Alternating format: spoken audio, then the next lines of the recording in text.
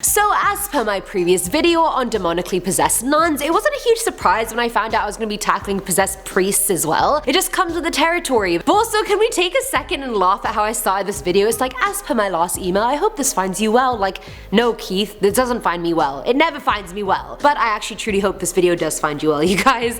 I'm not Keith. What is up, you guys? Hope you're having an awesome day. I'm your host, Eamon Hassan, and welcome back to another video. Now, all this possession has really gotten me in the mood for a really good possession movie, so give me some recommendations, you guys, in the comments. I also had the Annabelle doll escape, so I mean, it's only about time she possesses one of us, so with that in mind, let's get into the top 10 scary times demons possessed priests. Before I get into it, you guys, everyone keeps thinking this is a hickey. This is a rash.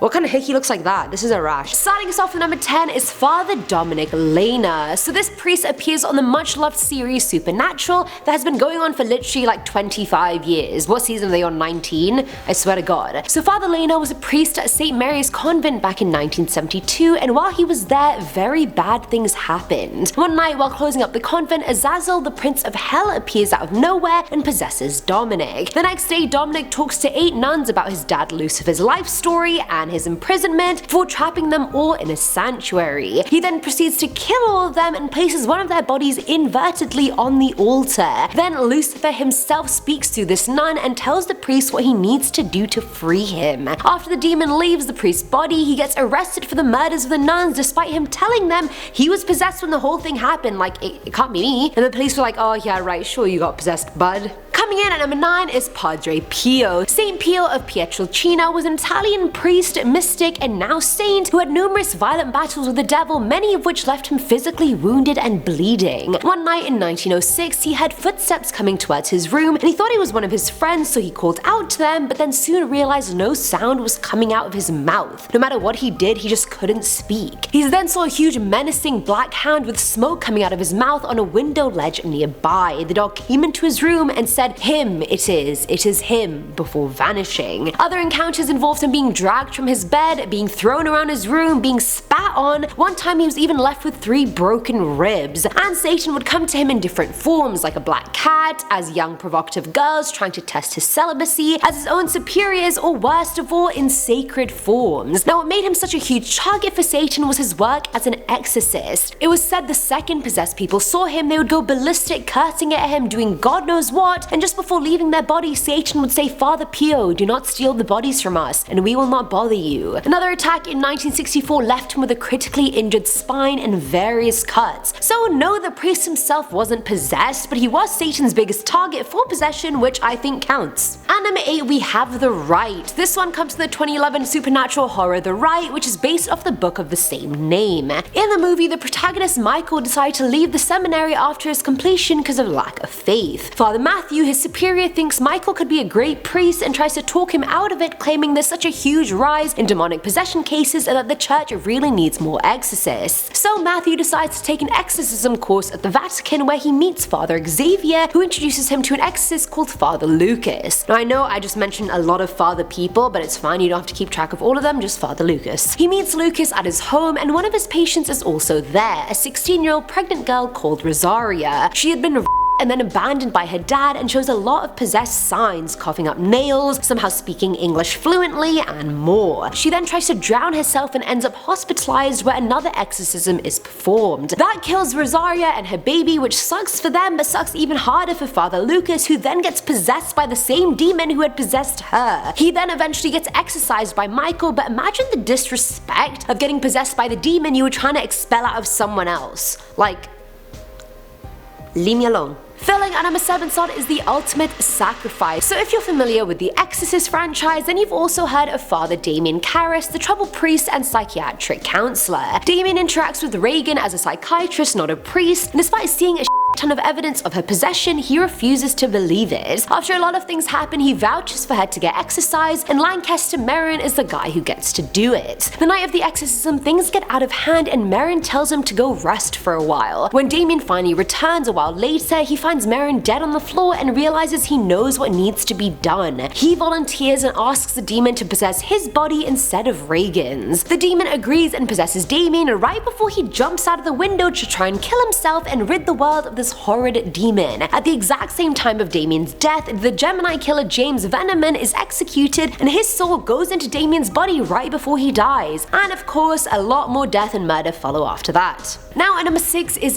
David. Jared actually recommended this film to me and it's quite big, so I don't know how I hadn't heard of it before. The footage-style 2012 film The Devil Inside follows Isabella Rosie, a girl whose mother Maria killed 3 people while being exorcised. 20 years later, Isabella goes to Rome to visit her mum, who is kept in an asylum, and it's clear she's still possessed as hell. Isabella is desperate to help her mum and meets 2 priests, Ben and David, who she tries to enlist to exorcise her mum. Now David is unsure since the church doesn't allow exorcisms on people unless there's undeniable proof that the person is possessed. I don't know how killing 3 people during an exorcism is an undeniable proof, but okay. The others then persuade the priest to help, and so they go to Maria and start the exorcism. During it, they find out she's possessed by 4 demonic entities, and she somehow transfers some of her demons to David and Isabella unbeknownst to them. Later on, David has to perform a baptism since he's still a priest at the end of the day. You gotta do priestly stuff. During it though, he holds the baby, says the words, but then submerges it in the water for far too long. Then the crowd runs in to save it, and that's not even the worst part. Ben then goes to see him at home and he finds David covered in blood. Ben then calls the police. I don't know why he thought they'd help, but they come and David gets his hands on one of their guns and ends up shooting himself. Coming in at number 5 is Cardinal Patrick Henry Roark. Now I remember watching Sin City when I was younger and not knowing what the hell was going on. It seemed very cool. I was just utterly clueless on everything that was going on.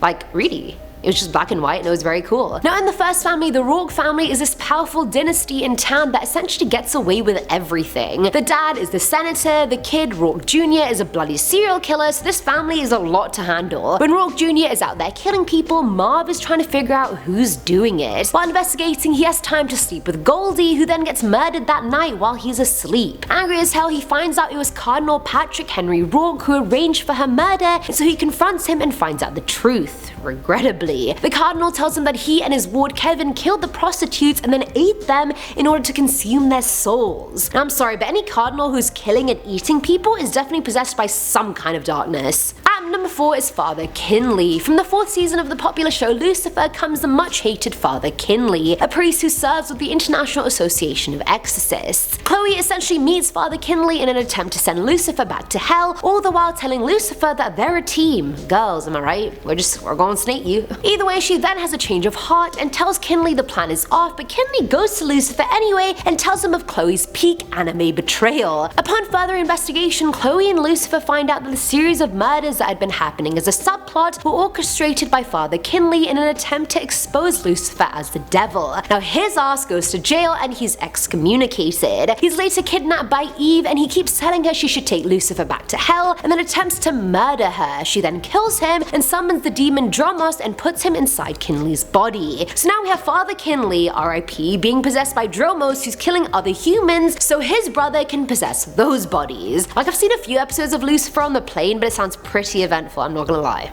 Filling at number 3 slot is Reverend Peter Shayne. This one actually got me really intrigued in a messed up sort of way. So in the 1984 erotic thriller Crimes of Passion, we meet this fashion design house owner called Joanna, who moonlights as a prostitute named China Blue. Now one of her clients happens to be Reverend Peter Shayne, a holy man who visits peep shows, does drugs, preaches sermons, and violates his celibacy on a daily basis. He claims he sees China because he has this need to save her. As the movie progresses, the Reverend gets even more psychotic. He starts carrying a sharp metallic toy in his bag and stalks Joanna. He watches her through a peephole, he sets up a shrine dedicated to her. At this point, everyone knows he's off the rails. Joanna then tries to tell him she doesn't want to see him anymore, but he follows her back home and for some reason begs her to kill him. Now I know Reverend Shayne wasn't explicitly possessed by a demon, but most other priests would think his battle with his own demons was clearly lost. He's stalking a woman, he's on the verge of killing someone, like this dude is possessed by something bad. Now at number 2 is Pope Sergius III. Now this dude was the Bishop of Rome and the ruler of the Papal States. He succeeded by apparently murdering his 2 predecessors, Leo V and Christopher. If that wasn't horrendous enough, he was also having an affair with this teenage noblewoman called Marozia, who happened to be his cousin's daughter. But that's a whole other can of worms that I'm not going to open. The two ended up having an illegitimate child called John, who went on to become Pope John XI. Italy was not doing well economically, societally, and the people wanted to use the papacy for money. Top jobs in the Vatican started being auctioned off like nothing, and the papacy started entering its dark century under Pope Sergius. Like, do I even have to mention everything that's wrong with this pope? I don't think I do. And finally, at number 1 is Pope Boniface VIII. Born in 1230, this pope was apparently so evil that Dante personally reserved a spot in the 8th circle of hell for him. There were so many disputes about his election, and those disputes manifested in a battle taking place in the Italian city of Palestrina. He oversaw the utter destruction of the city, like he literally ordered a plow to be driven over it. Nothing but rubble was left. He massacred the town and killed a lot of people despite having promised them they'd be safe. They surrendered, which they did. And don't even get me started on his celibacy, because he would have a menage a trois with literally everyone he met. Once he even did it with his mum and her daughter. His personal favorite was young males, however, no surprise there. That is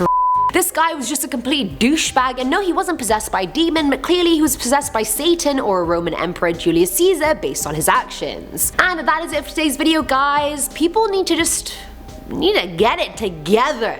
You know, like douse themselves in holy water or something. These people getting possessed, it's not a good look, it's just not a good vibe. They do not pass the vibe check. Let me know what you guys thought in the comments below. As always, I'm your host, Ibn Hassan, and I'll catch you in the next one. Bye!